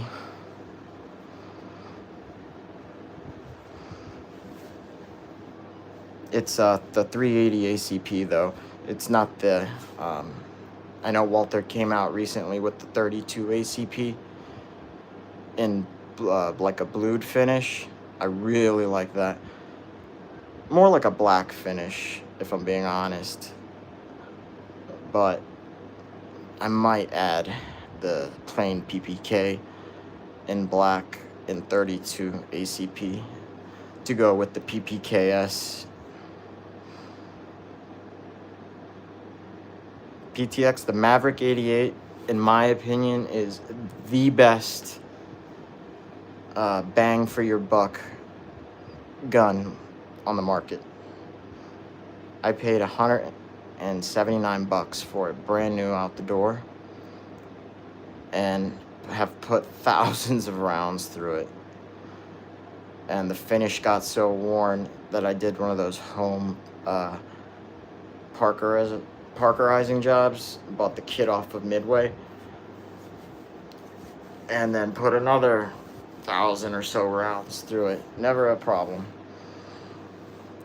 The Maverick 88, if you're on a budget, I think Bud's Gun Shop, you can get the Maverick 88 for $225.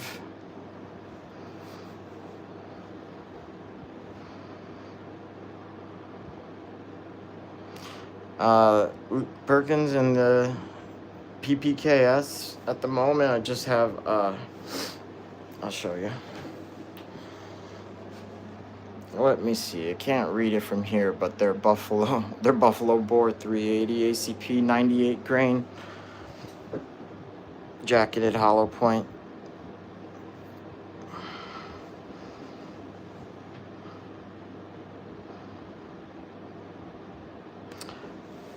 Go for it, PTX. The Maverick 88 is an amazing bargain and an amazing shotgun. And if you want to change anything up, it fits Mossberg parts. I have the pistol grip for it. That was made for Mossberg. The only thing you can't change on it is the forend. The Mossberg forend is incompatible with the Maverick 88 because it uses two bars instead of one. But everything else, if you want to add a longer barrel, and if you want to add a different grip, or if you want to put a rail on it, it'll fit. Same thing if you want to put a side saddle on it, just get the side saddle for the Mossberg 500. It'll fit on the Maverick 88. Yeah, it's a great gun for home defense. Something that if God forbid you ever had to use it, that you wouldn't be at a loss when the cops take it. I used to carry the criticals, but then started doing a lot of research and got hooked on HSTs. Then had a buddy. Believe it or not, I got half a case of black Talon rounds from the 90s.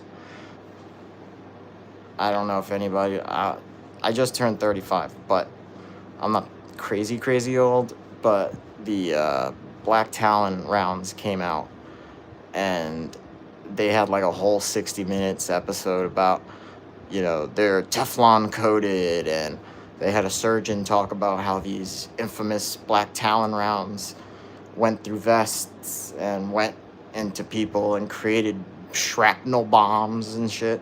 It's hilarious to watch. And then they were like, all right, we'll stop making them.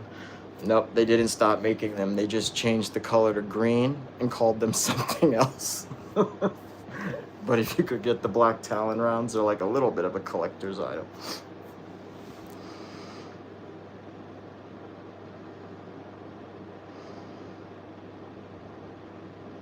Yeah, the HSTs are really nice. The Ranger Hydra shocks too.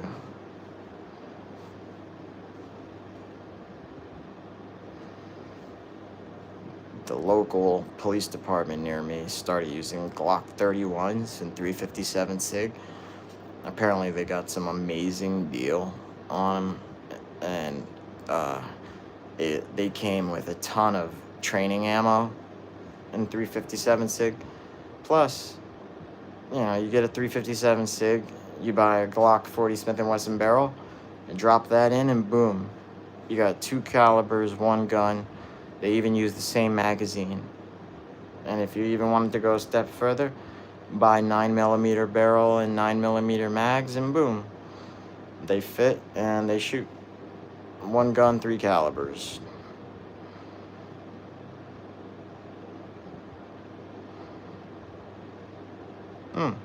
How do you like your SIG P365 compared to your GX4?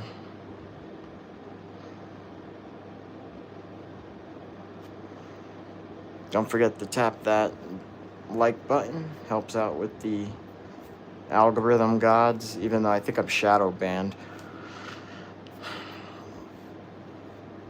My channel gets no play. The P365 is really nice.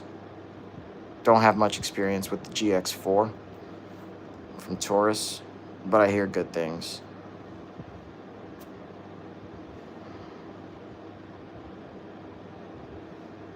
Actually, really good things about the Taurus GX4. The new revolver from Taurus in 44 Magnum, I'm really liking. Comes with the red dot on it, and that is one cool little 44 mag revolver. Taurus is making some nice stuff lately. It is the Taurus, let's see, the Taurus 44 Magnum red dot. It's not the Raging Hunter. It is the, I'll tell you right now, because I'm looking at their website. GX4 feels better in the hands, but the P365 is more accurate and reliable. I could see that. Have you had much issues with the GX4?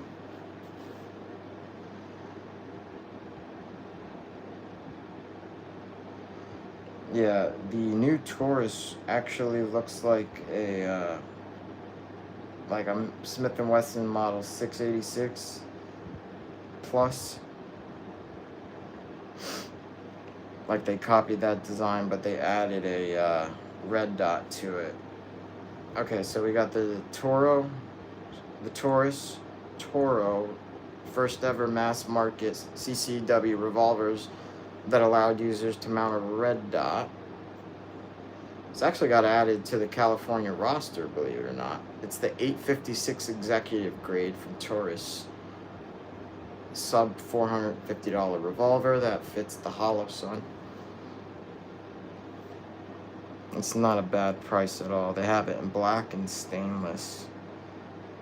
Pretty cool. And then if you want to spend a little bit more money, or you want a 44 Magnum, they offer a 44 Magnum variant. A little more pricey, but looks like it's better built. Or, you know, it has a bobbed hammer and a smooth. It looks like a 686 plus, to be honest with you. A 686 with a red dot. 686 plus. Yes, it is, Kevin Clark. Good eye. Said the 686 are nice, Austin. My suggestion, though, for anything new Smith & Wesson you're buying, buy it in person and look at it instead of ordering through like Bud's Gun Shop or guns.com. Something you could get your hands on just to make sure it's okay, because the new Smith & Wessons are really have been really, you know, not that great with the quality control. And the store that I'm at a lot, they've just been getting Smith & Wessons that come in that should never have gone out the factory, whether it's a finish issue, a canted barrel, out of spec cylinder. So if you can buy it from an actual shop, just so you can inspect it. If you want something, my recommendation, Ruger GP100 never fails, and that thing is a tank.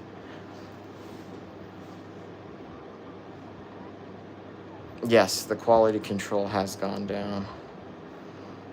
The Glock 44, the 22 long rifle Glock, I think that's really a pretty cool Glock, especially if you want to do some training, if you have a Glock 17 or 19. But quite honestly, my next 22 long rifle pistol will be, if I can find one, and find one at a reasonable price, because they're on Gunbroker. but I've always wanted the Beretta Model 87 22 long rifle. Not the 87, the 71 or something. It looks like the 80X, a little bit smaller, but it's chambered in 22 long rifle. Beautiful blued fission, blued finish with wood grips. The TX22, I hear amazing things about the TX22 as well. I hear it's reliable as hell for a semi-auto 22. And the new compact one, TX22, costs, let's see, guns.com, Gunbroker has them for $298. That's nuts. And they have it in their buy it and try it program. So you can get it and buy it. That's another thing I have to get. I have, at the cabin, I have a 22 long rifle pistol. It's a Ruger LCP 22, but I would like to get like a nicer full-size one for plinking. I like the TX 22, but I also like the Beretta 71. And I hear good things about the M&P. Okay, definitely. FRT makes them around 1900 RPM. Yeah, Austin, have you seen that guy on YouTube? He wears the mask. He like jokes around and stuff in his videos. He put a FRT on that TX22. My goodness. That shit is scary.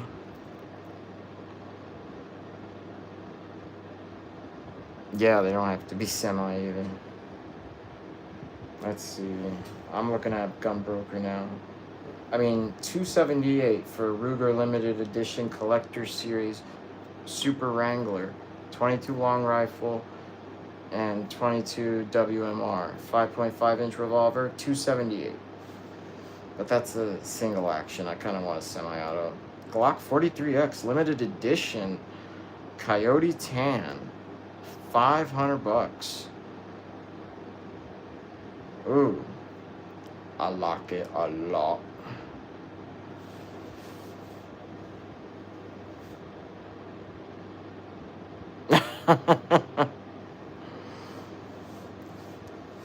I mean, let me tell you, like I said, between a 22 long rifle, semi-auto pistol, and a pistol I can mount a red dot on, I'm really I know I said I didn't want another Glock, but this new Glock 43X limited edition in Coyote Tan is really doing it for me.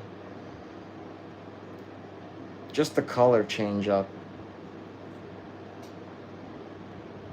would leave me more prone to actually getting it. PSA daggers, I never personally owned one, but I know two people that have. The first guy had some issues with the magazine dropping during a class we were taking. While he was firing, I don't know if he was bumping the mag release, but it would happen, every draw or so.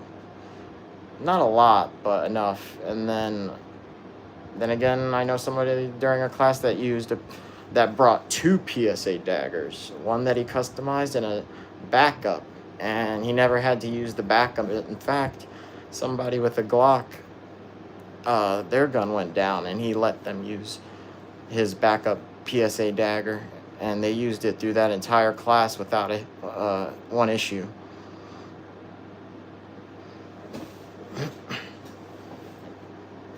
If I were to get like a Glock clone, I know it's on the pricey side, but you gotta admit they're gorgeous pistols. The Zev OZ9 and the Zev OZ9C, pretty nice. You know what a real solid budget piece that's out right now that is absolutely awesome is the Ruger RXM. What a great gun feeling in the hand. It's got that 1911 angle, takes Glock mags, it has an awesome red dot mounting system. all for under 400 bucks. I mean, look at some of the video reviews of the RXM compared to the Dagger. I think the RXM is a great choice, but I wouldn't be ashamed to shoot a Dagger or use one in a class. If your pistol can make it through like a 500 round training course, that's like a good pistol. That's how I've been judging my pistols lately. Any pocket knife recommendations? Can't go wrong with the Spyderco. I've had this one for going on more than 10 years. And this K-Bar. This is a K-Bar zombie series. That's why it's that weird color, but it's got the biohazard symbol on it, which I thought was cool. Other than that, that's where my knife knowledge stops at.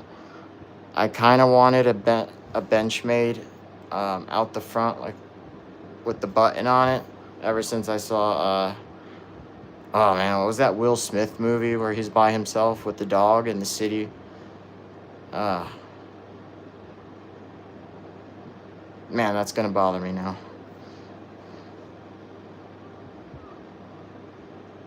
P10 over RXM every day. I have a 47 Co heavy modified trigger work stippling radian ram. Ooh, anything I get, I gotta try that radium ramjet. It seems super popular. X300 turbo, Zev magwheel trigger work, everything, and still prefer my P10F. Damn.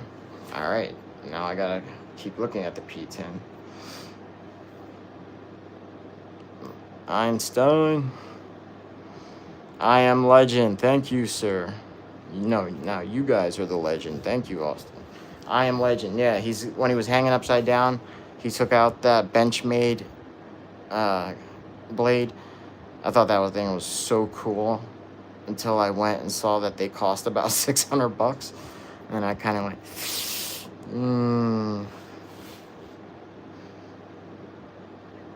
a SIG P320.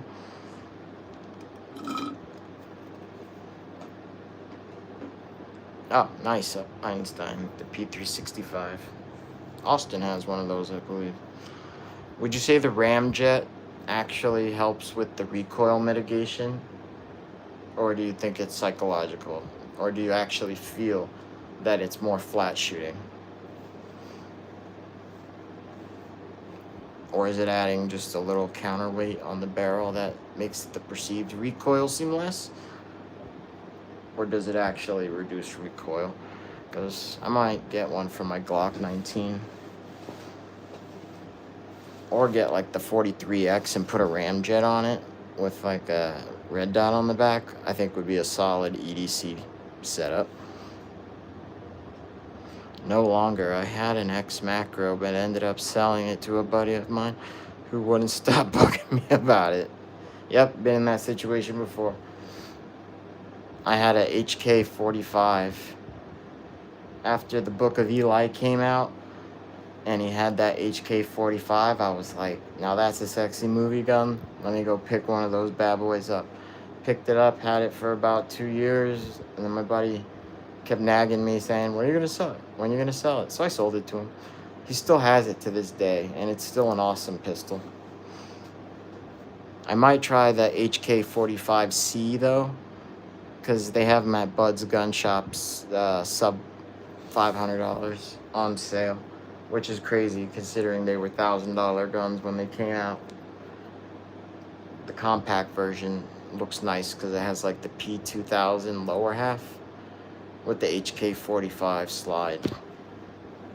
The Canic, I have been seeing, I've seen a lot of Canics at the gun store. People been buying a lot of Canics. It looks like a cool pistol. It just doesn't do much for me. My 47 is a Glockato. Recoil spring and moves much quicker. Yeah. Or maybe even spend the extra money, check out the other Glock clone. Ugh, that make the the Shadow Systems. This, what is it? The Shadow Systems DR 920 or something like that. They look pretty cool. They've gone down in price. I remember when they first came out, they were $800 to $900 guns. Now you can get them for what a Glock costs if you go without the gold barrel importing. I like the chest rig, Chris. And no, it's not. It's a, let me open up my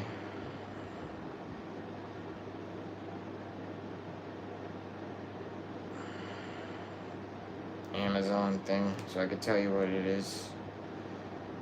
But it's an SOP tack rig. The XR 920p, yes sir.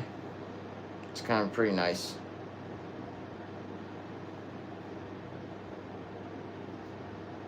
Alright, yeah, it's a Ace Tack SOP chest rig. You can get it on Amazon. It's 89 bucks. I just actually ordered another one because of how much this one impressed me. It's been really nice for the money. And they come in a bunch of different colors. The wolf gray is really nice, and I actually think it's a little bit cheaper than 89. It's $84.99. Yeah, Ace Tack SOP chest rig.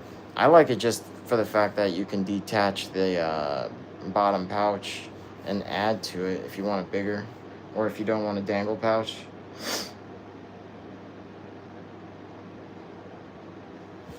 Man, what do you guys think of O-Light? I've had this O-Light here for a year now, and I had it mounted on the rifle. I took one class with it, and this thing just started heating up. It's an Odin, bright as hell, but my goodness if it doesn't get red hot after about 5 seconds. What the hell, O-Light? I should have just balled out and got the Surefire. That's what I need. And just like a Surefire X300. The only mounted light I have is the, where is it? It's around there somewhere, but it's a stream light.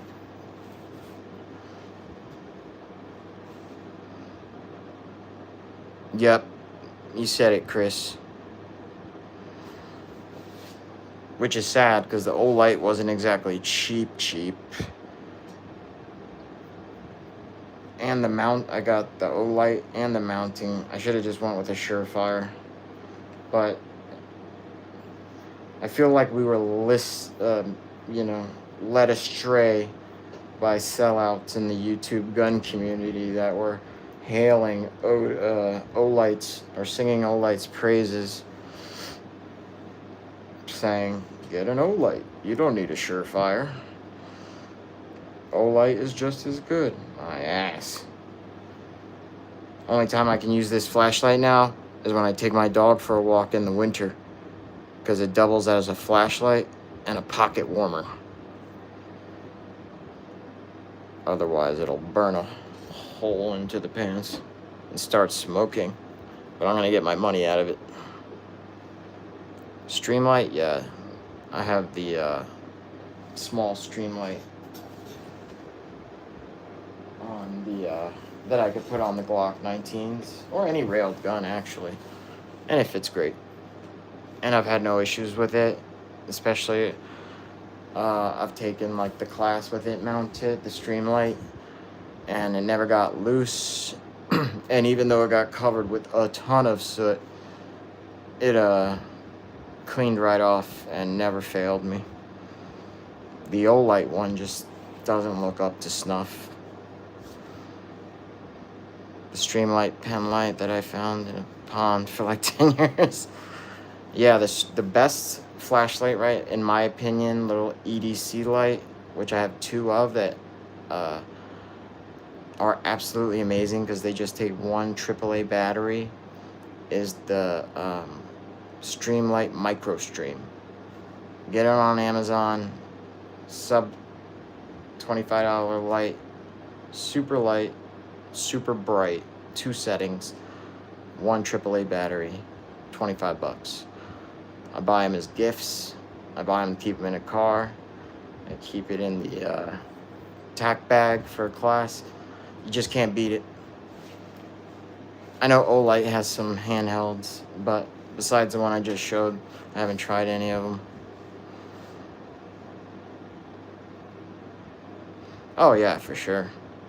I bet if you called Streamlight, they'd be all over it. They'd help you out.